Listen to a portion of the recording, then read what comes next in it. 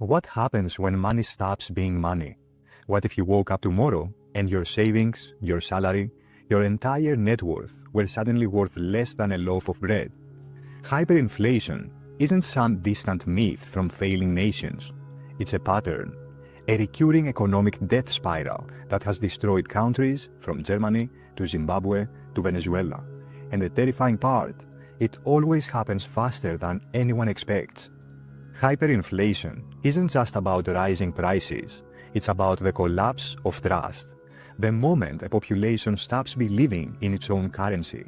And history shows the trigger is almost always the same. A government drowning in debt tries to print its way out. The first modern warning came after World War I in a broken and desperate Germany. The Treaty of Versailles demanded payments Germany couldn't make. Instead of raising productivity, the government chose the shortcut: print more marks. At first, citizens felt richer. Then things shifted. Prices rose, then rose faster, then exploded. By late 1923, the German mark was so worthless that prices doubled every few days. A loaf of bread cost 200 billion marks. People carried money in wheelbarrows. A lifetime of savings became worthless overnight. The hidden villain wasn't inflation.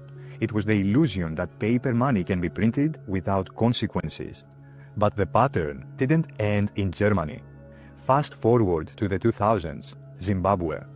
Once a thriving agricultural powerhouse, political chaos and collapsing production pushed the government toward the same deadly choice: print more money. By 2007, inflation reached 231 million%. Prices doubled every 24 hours. People paid billions for basic goods. The local currency became so worthless that citizens used it as notebook paper.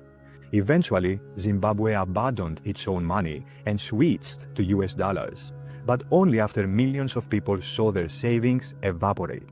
Then came one of the most devastating modern collapses: Venezuela. A country once rich with oil, drained by corruption, collapsing production, and vanishing revenue. To survive, the government ran the printing presses non-stop. By 2018, inflation hit 1 million%. Salary became worthless by the week. Food and medicine disappeared. A black market replaced the financial system. Millions fled the country to survive. Hyperinflation didn't just destroy money, it destroyed society. Across every case, Germany, Zimbabwe, Venezuela, the consequences were identical. Savings gone, pensions destroyed, middle class wiped out, poverty exploded, social unrest, political collapse, mass migration. And every time, the people who survived had one thing in common. They owned real assets: gold, land, foreign currency, businesses, anything not printed on paper. Everyone else was left with nothing but worthless currency. So what about today? The world is setting new records for national debt. Governments are printing money at unprecedented levels.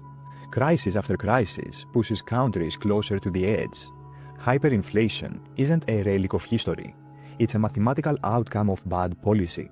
And dozens of nations today are showing the early signs: high debt, low productivity, political instability, money printing to cover deficits. The same ingredients, the same pattern, the same danger. So, what's the lesson? You can't print real value. You can only print paper. History shows that when trust collapses, the currency collapses with it. That's why those who survive hyperinflation always follow the same rules. Diversify, own real assets, don't rely on government promises. Prepare before the crisis, not after. Hyperinflation always looks impossible until it becomes unavoidable. The question isn't whether hyperinflation will strike again. History guarantees that it will.